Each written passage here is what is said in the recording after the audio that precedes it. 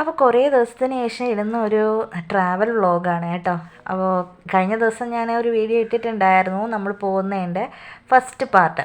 അപ്പോൾ അത് കഴിഞ്ഞ് നമ്മൾ രാത്രി 11 മണി കഴിഞ്ഞപ്പോഴത്തേക്കും നമ്മൾ ഇവിടെ നിന്ന് ആടിപ്പള്ളിയിൽ നിന്ന് നേരെ ആറ്റിങ്കര പള്ളിയിലോട്ട് പോയി കേട്ടോ. അത് കേൾക്കേണ്ടതാണ്, നമ്മൾ പേടിച്ച് വേറേണ്ട് പോയി കേട്ടോ. അവസാനം നമ്മൾ അവിടെ നിന്ന് ഒരു 22 കിലോമീറ്റർ ഉണ്ട് തിരിച്ച് ആറ്റിങ്കര പള്ളിയിലേക്ക് വരാൻ. അവിടെ റൂമൊക്കെ കിട്ടത്തുള്ളൂ.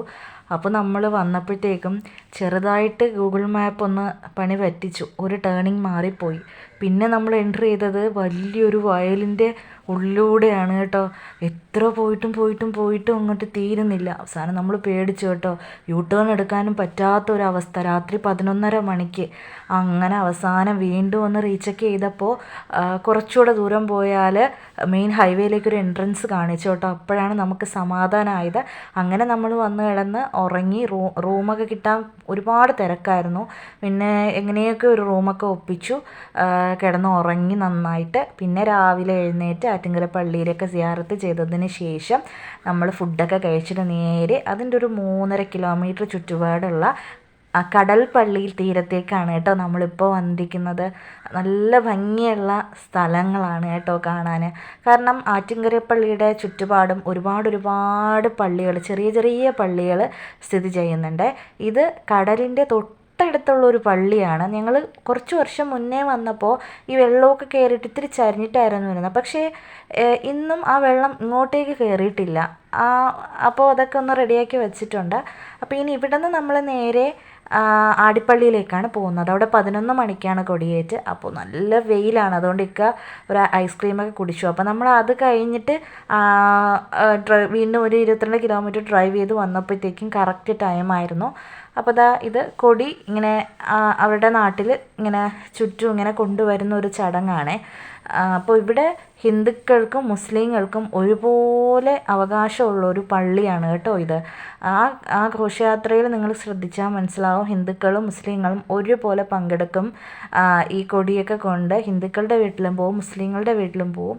അപ്പോൾ ഏകദേശം അറിയാം, നല്ല വിശ്വാസം, ഒരുപാട് പേർക്ക് വിശ്വാസമുള്ളൊരു പള്ളി കൂടിയാണ് കേട്ടോ ആടിപ്പള്ളി.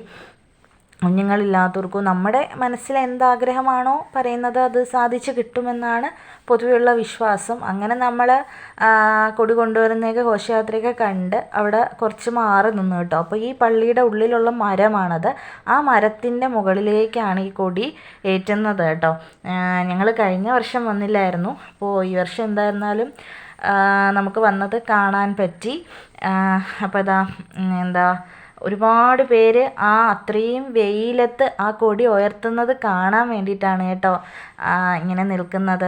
അതും അവരുടെയൊക്കെ മനസ്സിൽ അത്രയധികം ആഗ്രഹങ്ങളും വിശ്വാസങ്ങളും കൊണ്ടാണ് അവർ അങ്ങനെ വെയിറ്റ് ചെയ്ത് കാണാനായിട്ട് നിൽക്കുന്നത്. ഞങ്ങളുടെ നാട്ടിലുള്ള ഒരുപാട് പേരെ നമ്മൾ അവിടെ വെച്ച് കണ്ടു കേട്ടോ. അപ്പം നമ്മുടെ നാട്ടിൽ നിന്ന് ഒരുപാട് ടൂറിസ്റ്റ് ബസ്സും ടെമ്പോകളും പിന്നെ എല്ലാവരും കൂടി പൈസയായിട്ട് ഫാമിലി ആയിട്ടും ഫ്രണ്ട്സ് നാട്ടുകാരൊക്കെ ആയിട്ട് ഈ പള്ളിയിലെ കൊടിയേറ്റ സമയത്ത് ഇവിടെ നിന്നൊക്കെ പോവാറുണ്ട് കേട്ടോ. ഞങ്ങളും അങ്ങനെ വോൾവോ ടൂറിസ്റ്റ് ബസ്സിലാണ് 2-3 വർഷം പോയത്. പിന്നെ അൽഹംദുലില്ലാ നമുക്ക് ഇപ്രാവശ്യം നമ്മുടെ സ്വന്തം വണ്ടി ഉള്ളത് കൊണ്ട് നമ്മൾ അതിൽ പോയി. അപ്പോൾ 2 പ്രാവശ്യം നമ്മൾ, അപ്പോൾ ഈ ഗൂഗിൾ മാപ്പ് കൂടെ ഉള്ളത് കൊണ്ട് നമുക്ക് ഒരുപാട് സ്ഥലങ്ങൾ, നമ്മൾ കാണാത്ത ഒരുപാട് റോഡുകളിലൂടെയൊക്കെ നമ്മൾ സഞ്ചരിച്ചു കേട്ടോ തമിഴ്നാട്ടിൽ. അപ്പോൾ കൊടി ഉയർത്തുന്ന സമയമായിട്ടുണ്ട്. ആ മരത്തിൻ്റെ തൊട്ട് മുകളിൽ കാണുന്നില്ലേ ആ മഞ്ഞ, അത് അവരെ കൊടി ഉയർത്താൻ വേണ്ടിയിട്ട് റെഡിയായിട്ട് നിൽക്കുന്നതാണ് കേട്ടോ. അപ്പോൾ ഒരുപാട് പേര് ഈ ടൈം ദുആ ചെയ്തും പ്രാർത്ഥിച്ചും ഒക്കെ നിൽക്കുന്ന ടൈമാണിത്. അപ്പോൾ അവിടെ ഒരുപാട് ആൾക്കാരുണ്ടായിരുന്നു കേട്ടോ. ഒരുപാട് വണ്ടികൾ, ഏതൊക്കെ സ്ഥലത്തു നിന്ന് ആൾക്കാർ വരുന്നതെന്ന് അറിയാൻ കൂടി പറ്റുന്നുണ്ടായില്ല. അപ്പോൾ ഈ കൊടി ഉയർത്തുന്ന നിങ്ങൾക്ക് കൂടി കാണിച്ചു തരാൻ വേണ്ടിയിട്ടാണ് കേട്ടോ ഞാൻ ഈ വീഡിയോ എടുത്തത്. നിങ്ങളുടെ ആഗ്രഹങ്ങൾ നിങ്ങളുടെ മനസ്സിൽ ആഗ്രഹിച്ച് നമ്മുടെ അള്ളാഹുവിനെ നിലനിർത്തി ദുആ ചെയ്യുക കേട്ടോ, എല്ലാം സാധിക്കും. അപ്പോൾ നമ്മൾ ഇപ്പോൾ നാഷണൽ ഹൈവേയിൽ കൂടിയാണ് കേട്ടോ പോയിക്കൊണ്ടിരിക്കുന്നത്. 11 മണിക്ക് അടുത്ത എല്ലാ കാര്യങ്ങളും കഴിഞ്ഞു.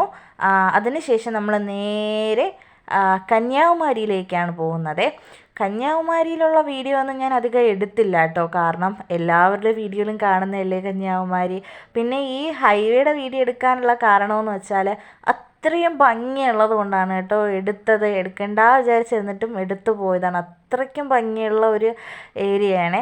നമ്മൾ ഈ ഗൂഗിൾ മാപ്പ് വഴി ഇങ്ങനെ പോകുമ്പോൾ ഞങ്ങൾ കാണാത്ത പല റോഡുകളിലൂടെ ആയിരിക്കും നമ്മൾ സഞ്ചരിക്കുന്നത്.